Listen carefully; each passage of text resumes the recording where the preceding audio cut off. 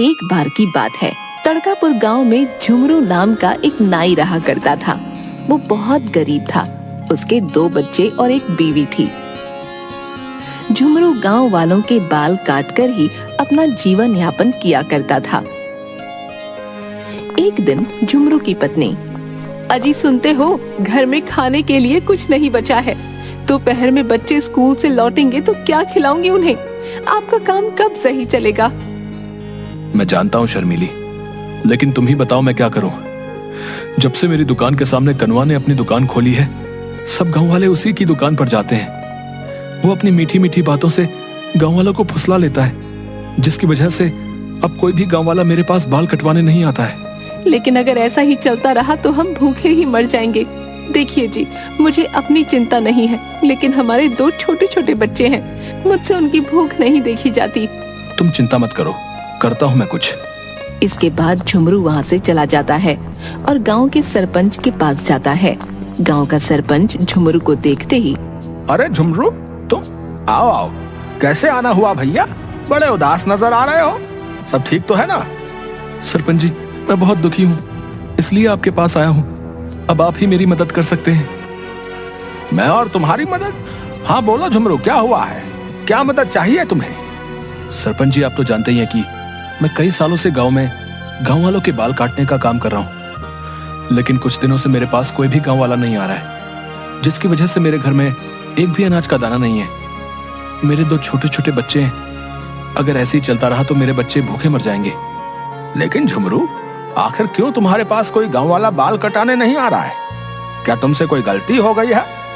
सरपंच जी, वजह वो कनवा है जिसने कुछ दिन पहले मेरी दुकान के सामने अपनी दुकान खोल ली है। वो किसी भी गांव वाले को मेरी दुकान में नहीं आने देता। बहुत चालाकी से गांव वालों को फुसला लेता है, जिसकी वजह से आज मेरी ये हालत हो गई है। अरे झुमरू, तो इसमें मैं क्या कर सकता हूँ भला है? अब जब कोई भी गांव वाला तुमसे बाल नहीं कटवाना चाहता तो क्या करूं बताओ? बाकी रही उस कनवा की बात, तो वो है ही 1 नंबर का चालाक इंसान, सबको पता है। उससे तुम क्यों पंगा लेते हो भाई? मेरी मानो भैया तो तुम कोई और काम देख लो। ये आप क्या कह रहे हैं? सरपंच जी, मैं कई सालों से इस गांव में बाल काटने का काम करता आया हूँ। इसके अलावा तो मुझे कुछ आता भी नहीं। मैं क्या करूंगा? देखो भाई झुमरू, इसमें मैं तुम्हारी कोई मदद नहीं कर सकता हूँ, समझे? झुमरू बहुत उदास हो जाता है और वहाँ से निकल जाता है। झुमरू जब जा रहा होता है तो रास्ते में उसे एक गांव का आदमी मिलता है, जो झुमरू को पहले से ही जानता था। अरे झुमरू भैया, कहाँ जा रहे हो? और वो भी इतने उदास होकर? सब ठीक तो है ना भैया? नहीं भैया, कुछ भी ठीक नहीं है। मैं बहुत दुखी हूँ। कई दिनों से मेरी दुकान पर कोई गांव वाला नहीं आता, जिसकी वजह से मेरे पास बिल्कुल भी पैसे नहीं है और ना ही घर में अनाज का एक भी दाना है। घर में बीवी बच्चे भूखे हैं। अरे झुमरू भैया, ये तो बड़े दुख की बात है। चलो तुम मेरे साथ चलो। मेरे पास पैसे तो नहीं है, लेकिन मेरे घर में काफी सारा अनाज है। मैं तुम्हें उसमें से कुछ अनाज दे दूंगा। इसके बाद झुमरू उसके घर जाता है।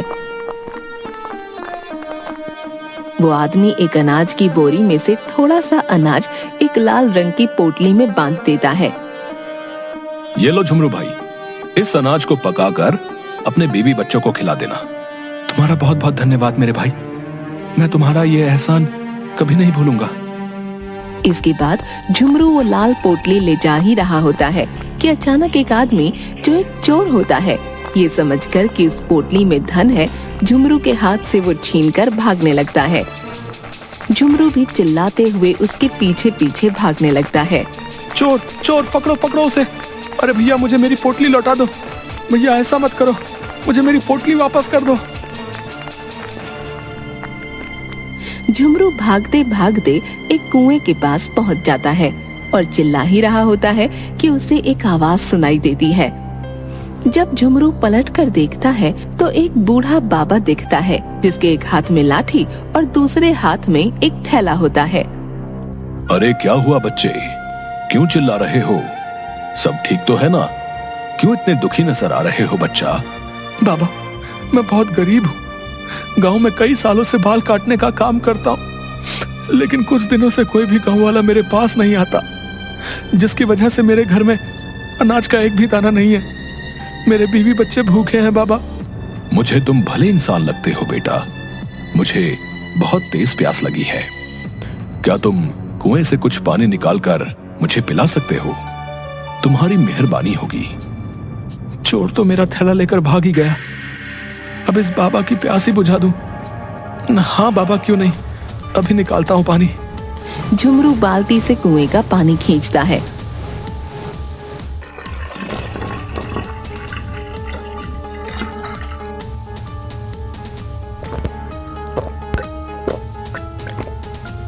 अरे वाह, आत्मा तृप्त हो गई। बेटा, इतने दुख में होते हुए भी किसी दूसरे के दुख को समझना, बहुत दयालु आदमी हो तुम। अगर कोई इच्छा हो तो मांग सकते हो। ये सुनकर झुमरू थोड़ा चौंका और बोला, बाबा, मैं धन दौलत का भूखा नहीं हूं, बस अपने परिवार को भरपेट खाना और अच्छी शिक्षा देना चाहता हूं। बहुत उत्तम विचार हैं तेरे।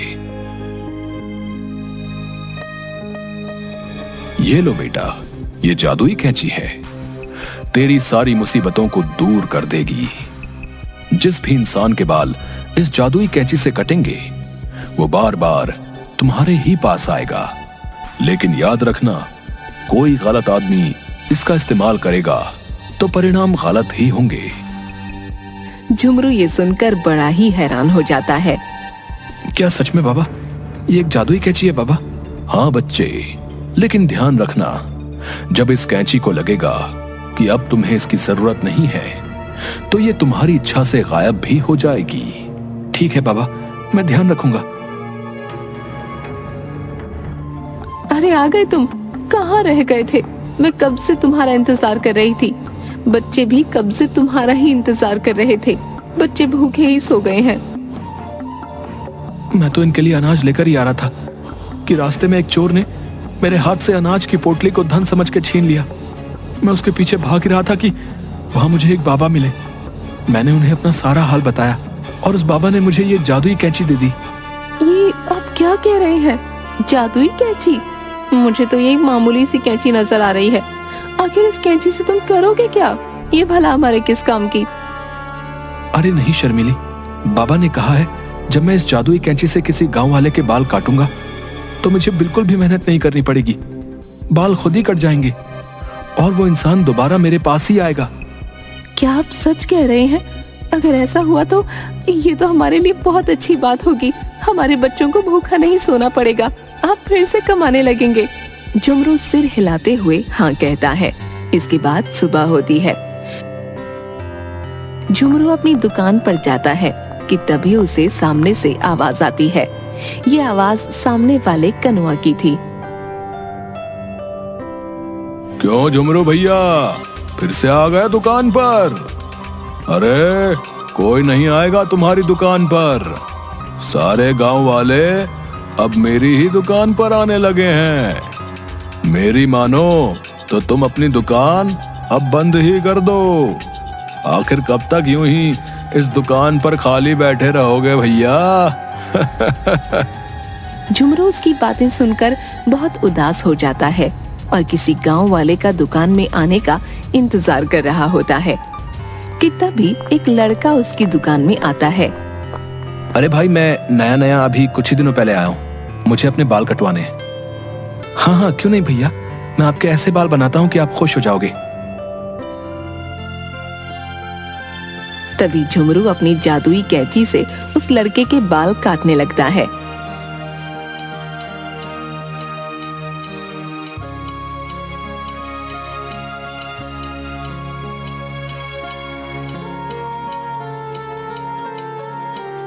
जैसे ही उसके बाल कट जाते हैं। अरे वाह भाई, तुम्हारे हाथ में तो जादू है जादू। तुमने कितने अच्छे बाल बनाए मेरे। क्या भाई आपको पसंद आए मेरे बनाए हुए बाल? हाँ भाई, बहुत ज्यादा। अब मैं आपके पास ही आया करूंगा।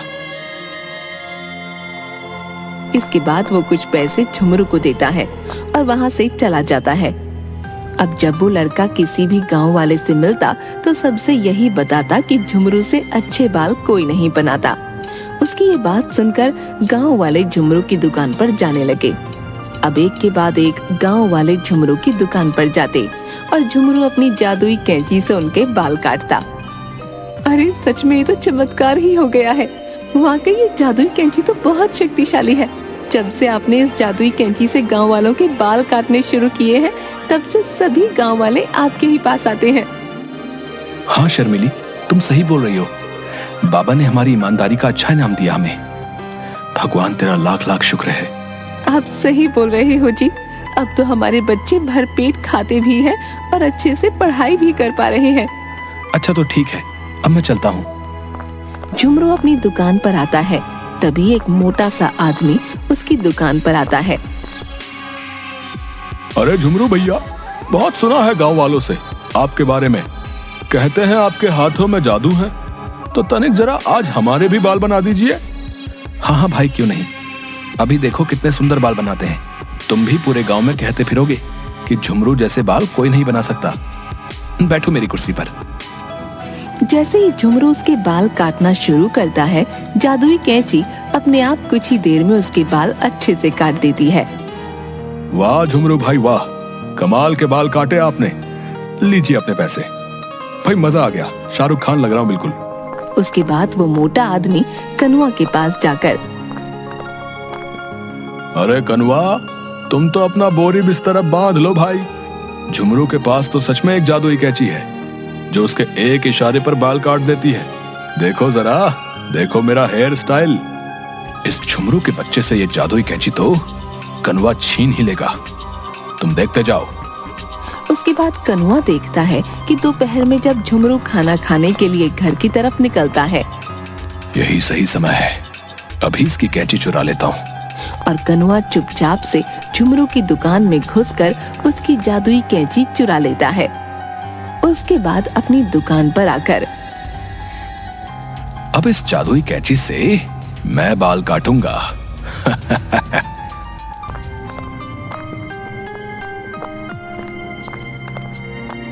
अरे कनवा भाई, एकदम हीरो स्टाइल में बाल बना दो। आज पड़ोस के गांव में लड़की देखने जाना है। तुम फिक्र मत करो भैया, बिल्कुल सही समय पर आए हो। अब देखो क्या कमाल का स्टाइल बनाता हूँ।